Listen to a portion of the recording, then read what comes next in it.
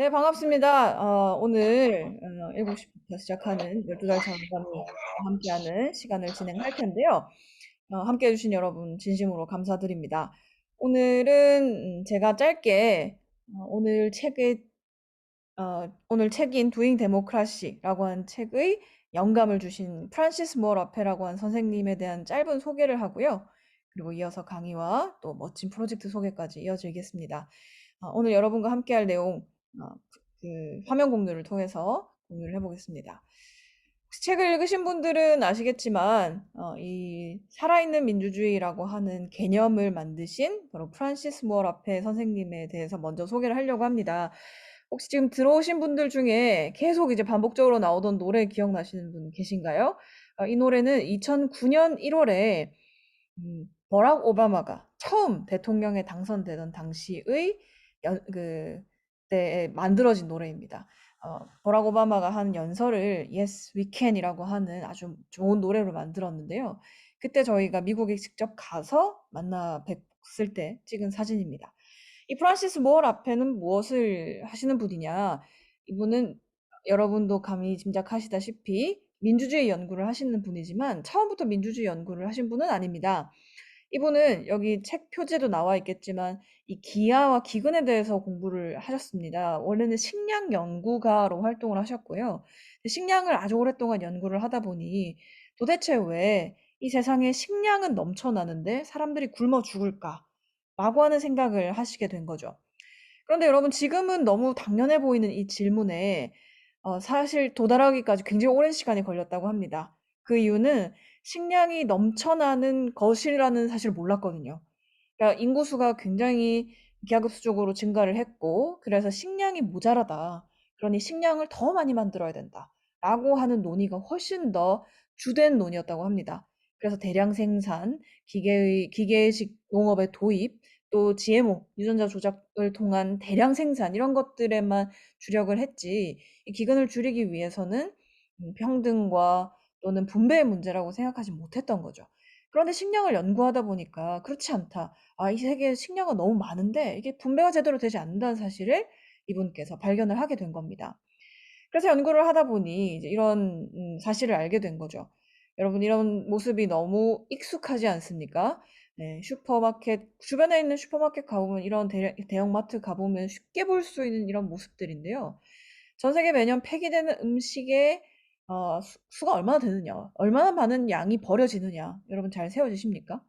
750조 정도의 엄청난 양이죠. 엄청난 양이 버려진다는 거예요. 근데 이 폐기된다라고 하는 것의 양은 우리가 알듯이 음식물 쓰레기로 버려지는 양이라고 생각하지 마시고 그러니까 뜯지 않고 뭐 유통기한이 지나거나 상품성이 없어서 버려진 음식물만 이 정도라고 합니다. 그러니까 어마어마하게 많은 수가 그냥 버려진다는 거죠.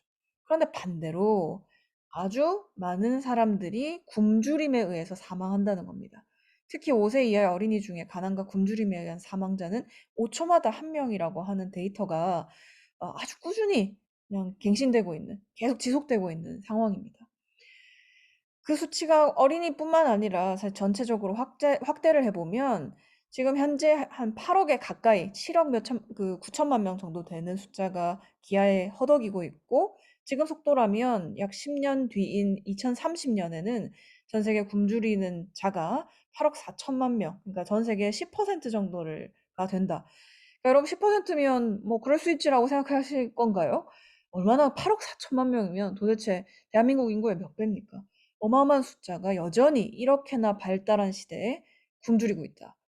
도저히 상상이 잘 안 되는 숫자이지 않습니까? 그런데 이렇게나 많은 숫자가 버려지고 있고 음식이 누군가는 굶주리고 있다. 이것은 분명히 문제가 있다. 라고 판단하신 프란시스 모라페 선생님은 이 살아있는 민주주의라고 하는 책에서 이런 말씀을 하셨어요. 사회적 존재로서 우리는 왜 개인으로서 우리가 혐오하는 세계를 창조하고 있는가? 그러니까 여러분 이해되시나요? 그러니까 우리는 사회적 존재로서 굉장히 그러니까 개인으로서는 우리는 누군가가 굶어 죽거나 또는 누군가가 고통을 받고 있거나 또는 누군가가 부당한 어떤 불편에 고통에 처했다는 것에 굉장히 분노합니다. 그런데 사회적으로는 그것에 일조하고 있는. 그러니까 굶어 죽는 사람의 사진을 보면 너무 슬프고 아프지만 내가 그런 대량 생산이나 이런 낭비되는 구조에 일조하고 있는 것으로 사회적 존재로서 살아가고 있다면 이 불일치를 어떻게 하면 좁힐 수 있을까? 그 간극을 어떻게 하면 좁힐 수 있을까에 대한 고민을 하셨던 거죠. 그 답이 바로 살아있는 민주주의였던 겁니다. 민주주의는 민주주의인데 왜 살아있는 이냐? 민주주의라고 하는 것은 단순하게 보자면 제도로서 생각할 수 있겠죠. 투표를 하고 대의민주주의도 있을 것이고요. 여러 가지 이제 제도적으로서 접근할 수도 있지만 그것에 국한되지 않고 여러분 오늘 그 강의 주제이기도 한 삶의 기술로서 민주주의.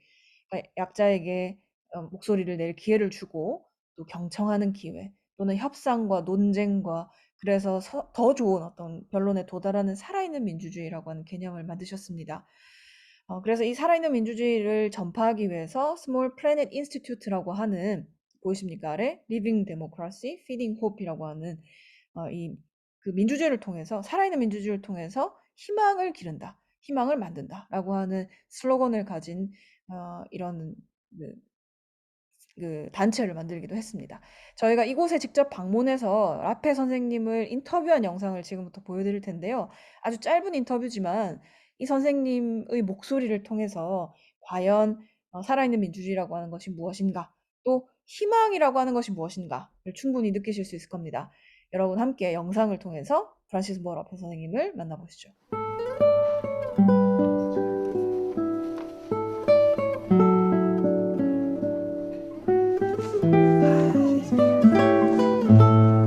We are from Korea. It's very honored to see you. I think it's more Koreans than I've ever seen in my life anyway. We saw the film just 1 second. Oh my god, what He was perfect right there. timing. Oh my god. Well, the first thing that comes to mind is that we often think of these lofty values of love and peace as something, that's aspired to its way beyond, the flawed human being. And for me, and this is really the encouraging thing for me is that if you look at all the research on human nature, whether it's lab research or observing people in sociology and anthropology, that you learn that most people have these very profound needs for cooperation, empathy, fairness.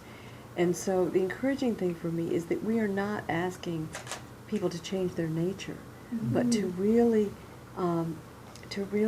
acknowledge these deep needs they have, that our culture is telling us, oh no, you can't express that because you've got to go make money and compete.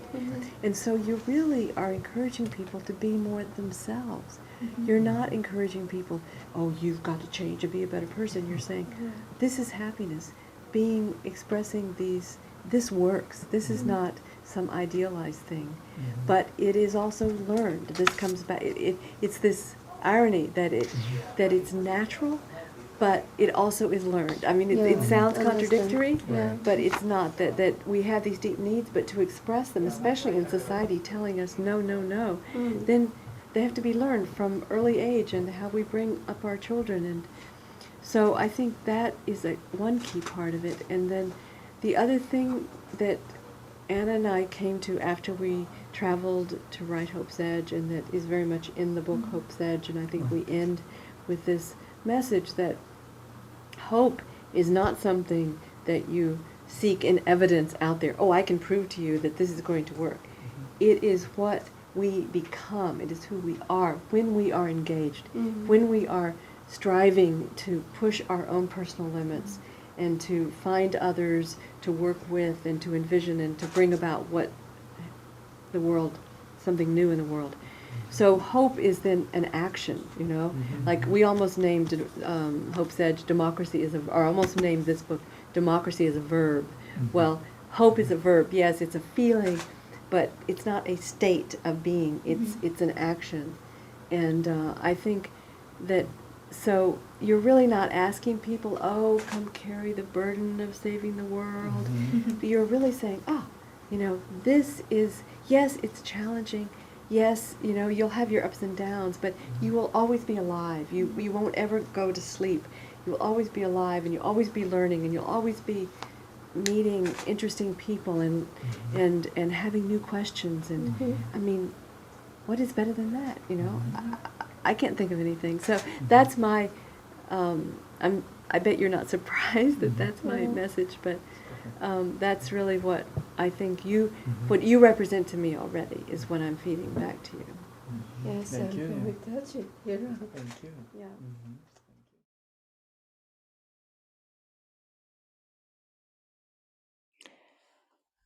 네, 여러분 영상 잘 보셨습니까?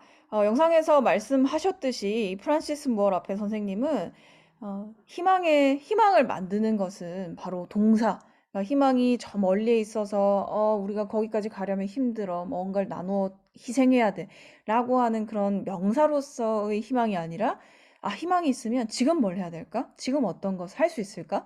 그런 의지와 또 동기부여를 할 수 있는 힘이 희망이라고 말씀하셨습니다. 그래서 살아있는 민주주의 책은 안타깝게도 절판이 돼서 우리가 구하기가 참 어려운데요. 대신에 그 살아있는 민주주의에 다 담지 못했던 실천적인 어떤 이야기들을 담은 원고를 주셨고, 그 책을 한국의 이야기와 함께 합쳐서 저희가 낸 책이 여러분이 읽고 오신 Doing Democracy라는 책입니다. 이 살아있는 민주주의에서 굉장히 중요하게 말씀하시는 개념이 이 희망의 소용돌이라고 하는 개념인데요. 희망의 소용돌이는 희망을 만드는 것은 연쇄적이라는 거죠. 기본 전제는 내가 희망을 만들 수 있다. 우리가 함께 희망으로 나아갈 수 있다라고 하는 기본 전제가 필요합니다. 그리고 그러려면 그럼 우리를 지금 가로막고 있는 문제가 뭐지? 함께 생각해야 될 문제가 뭘까? 그런 생각을 해야만 하고요. 그러기 위해서는 개인적인 노력뿐만 아니라 제도와 구조적인 변화를 어떻게 하면 이끌 수 있을까에 대한 노력이 필요하겠죠. 그러다 보면 제도와 구조만 바뀌는 게 문제가 아니라 제도와 구조가 바뀌면 아주 자연스럽게 문화 자체가 바뀌게 되고요. 문화라고 하는 것은 하나의 일상의 생활 방식이겠죠.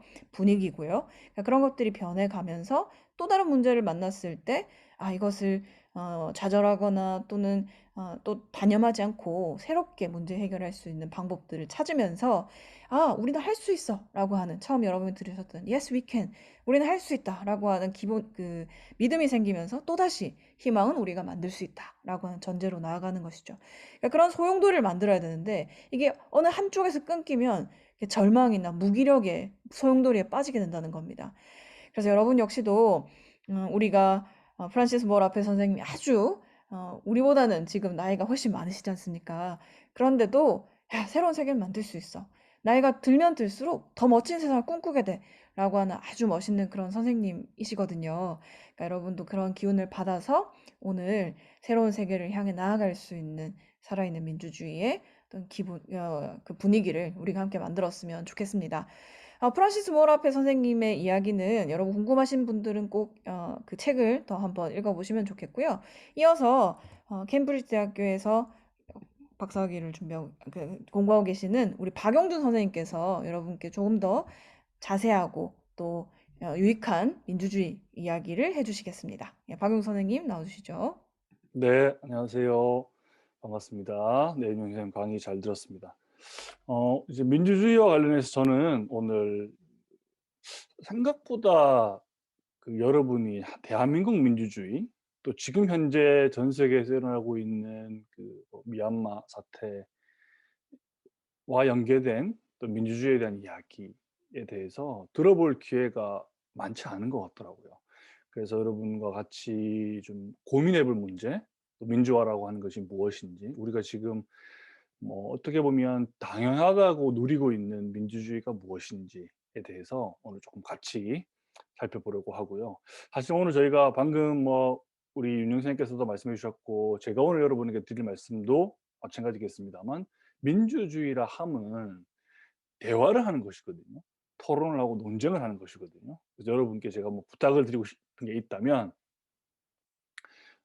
제 이야기를 하는 와중에도 얼마든지 여러분께서 이 줌에도 손을 드는 기능이 있고요. 혹은 소리를 내서 잠깐만요, 제가 물어보고 싶은 게 있어요라고 하면 말씀해 주시는 게 민주주의다, 혹은 민주주의를 실천하는 것이다라는 말씀을 먼저 드리고요.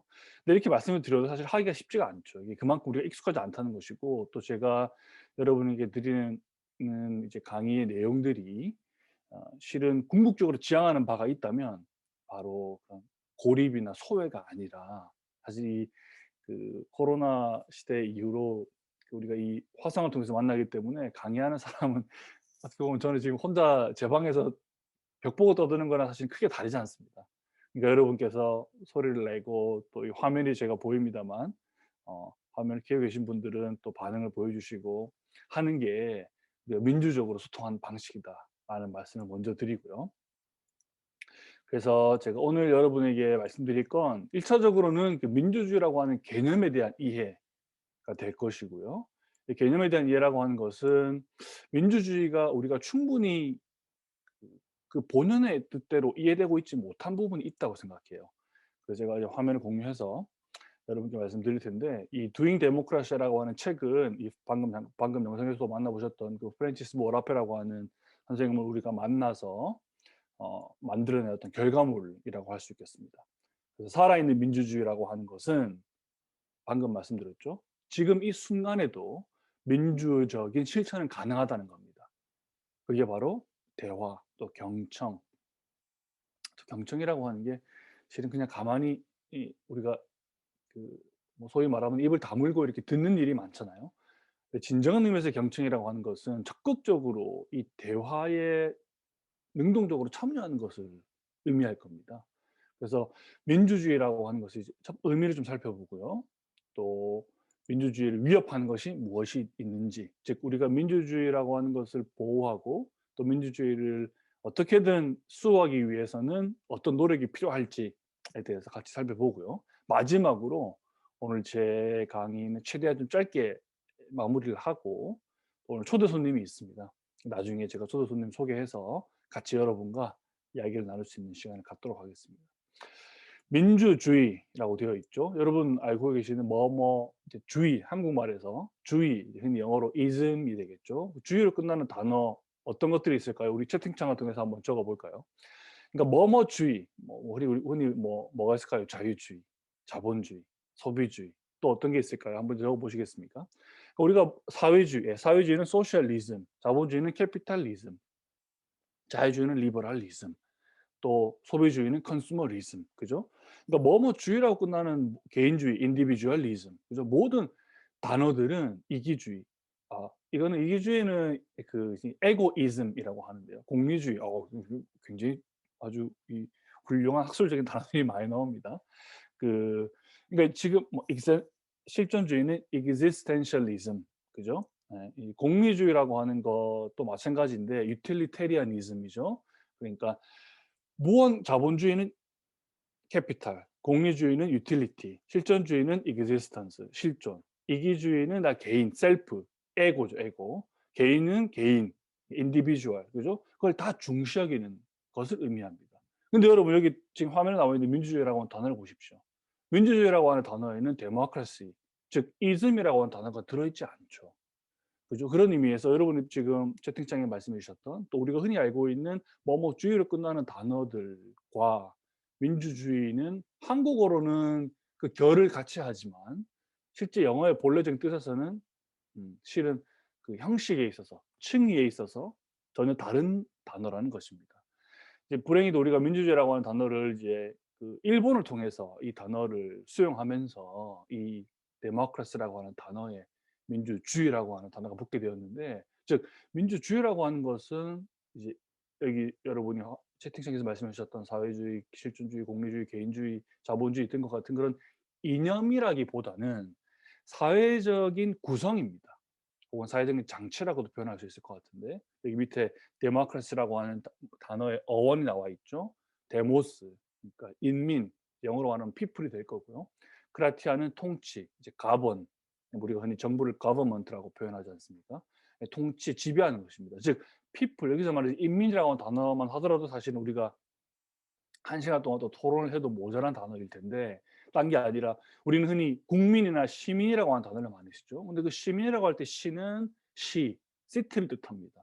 그러니 부산 시민이라고 하는 말은 가능하지만 서울 시민이라고 하는 말은 틀린 말이 아니지만 대한민국 시민이라고 하는 말은 어떤 면에서 보면 그 조금의 언어적인 간극이 존재해요. 왜? 그 시는 도시를 뜻하니까요. 하지만 그런 의미에서 우리가 국민이라는 표현을 많이 쓰죠. 또 근데 국민이라고 하는 단어 또한 그 사회적인 맥락에서 보면 그 어떤 배제를 낳는 그런 단어이기도 합니다. 대한민국에 살고 있지만 대한민국 국적을 가지지 않은 사람들은 그럼 어떻게 부를 겁니까? 그들은 대한민국 국민이 아니지 않습니까? 그래서 뭐 흔히 정부나 뭐 혹은 뭐 대통령이 연설을 할 때 존경하는 국민 여러분 이렇게 표현을 많이 하죠. 근데 그 연설을 듣고 있을 대한민국 국민이 아닌 사람 중에서도 이 땅에 존재하는 사람들이 실은 많이 있거든요. 예, 그런 사람들을 다 통칭할 수 있는 단어가 사실 이 people이라고 하는 단어인데 그 단어의 이제 영 한국어 그 영어 단어의 한국어 번역이 이제 인민이라고 하는 단어인데 우리가 이제 인민하면 딱 뭐가 떠오르죠? 조선인민민주주의 공화국이 떠오르지 않습니까? 그러다 보니까 인민이라고 하는 이 people이라고 하는 단어 in 할 때 in 한자가 사람 인자죠. 그죠? 그 단어를 우리가 좀 어떻게 의미에서 보면 아쉽게도 잃어버린 그런 단어 중에 하나이라고 말할 수도 있겠습니다. 그래서 인민이라고 하는 단어 그 자체는 실은 아주 포괄적인 함의를 갖고 있습니다. people이기 때문에. 그 민주주의는 뭡니까? 그 people이라고 하는 인민이 그 절대 다수의 사람들이 통치하는 다스리는 그런 사회적인 시스템을 민주주의다라고 부른다는 겁니다. 그래서 민주주의는 제가 나중에 원리를 몇 가지 설명해 드리겠습니다만 절대적으로 다수를 지향하는 겁니다. 소수, 몇 명 혹은 독재자 한 명이 아니라 다수를 지향한다. 숫자적으로 봤을 때는 그런 다수, 다원적인 걸 지향한다라고 하는 게 1번 특징이라고 말할 수 있겠습니다. 그래서 혼자 할 수 있는 것도 있고 즉 한 공동체의 구성원으로서 내가 할 수 있는 기술들이 있을 거고 우리가 함께하는 기술들도 있을 겁니다. 그래서 Doing Democracy라고 하는 책에는 기술들이 나열되어 있죠. 나중에도 잠깐 살펴보겠습니다만 결국은 민주주의는 평범한 아무개를 위한 것이다. 즉 평범한 아무개, 뭐 저 박용준도 평범한 아무개겠죠. 그 아무개가 내가 속한 이 공동체의 의사를 전달하고 개진하고 그것이 충분히 반영될 수 있는 그 통로를 만들어 주는 것. 그게 민주주의라고 할 수 있겠습니다. 그래서 미국에 저명한 이제 학자인 샤프 슈나이더라고 하는 사람이 민주주의는 결국 평범한 사람들을 위한 거다. 평범한 사람들이 만들어가는 게 민주주의다라는 말을 했습니다. 근데 문제는 이제 현대 민주주의가 과연 이러하냐라고 하는 질문을 하게 되는 것이죠. 혹은 우리가 살고 있는 대한민국의 민주주의는 과연 그러하냐 이렇게 물어볼 수 있겠습니다. 우리는 이 대한민국 민주주의 국가다라고 이야기합니다. 뭐 헌법이 보장하고 있는 것이기도 하죠. 근데 민주주의 국가냐 그러면 예라고 대답할 수 있을 겁니다. 하지만 두 번째 질문, 그러면 대한민국은 얼마나 민주적인 국가냐라고 물어보면 다들 갸우뚱할 거예요. 아마 점수를 매기라고 한다면 흔히 통상적으로 평균적으로 따져보면 제가 이 질문을 했을 때 많은 사람들이 한 6, 70점? 많이 좀 한 7, 80점 아니겠습니까? 라고 이야기를 합니다. 아니나 다를까 얼마나 민주주의 국가냐라고 하는 질문에 대해서 전 세계의 많은 학자들 혹은 전문가들이 조사를 한 그런 결과가 있습니다. 이코노미스트라고 하는 잡지 들어보셨을 겁니다. 거기에서 이 민주주의 지표를 이제 공개를 하는데요. 작년 기준이죠. 2020년 기준으로 전 세계 지도를 살펴보시면 파란색 이 짙을수록 full democracy 그러니까 온전한 사실 이게 만점짜리 민주주의는 없습니다. 민주주의라고 하는 것은 그 완성된 형태가 아니라 끊임없이 새롭게 만들어지는 제도이기 때문에 더 개선되는 제도이지 완벽한 형태를 지향하는 것이 아니거든요. 그래서 색깔이 짙을수록 온전한 그런 민주주의고요. 색깔이 빨갛게 이렇게 내려올수록 흔히 우리가 말하는 민주주의 반대말 중에 하나인 그런 권위주의, 군사 독재와 가까운 그런 권위주의 국가라고 할 수 있겠습니다. 자, 그럼 대한민국은 어떻습니까? 대한민국은 지난 3년 동안 흔히 그 온전한 민주주의 그 아래 단계인 결함이 있는 민주주의에 해당했습니다. 그러니까 우리는 민주적인 제도 하에서 뭐 말하자면 평등에 입각한 투표권을 다 가지고 있죠.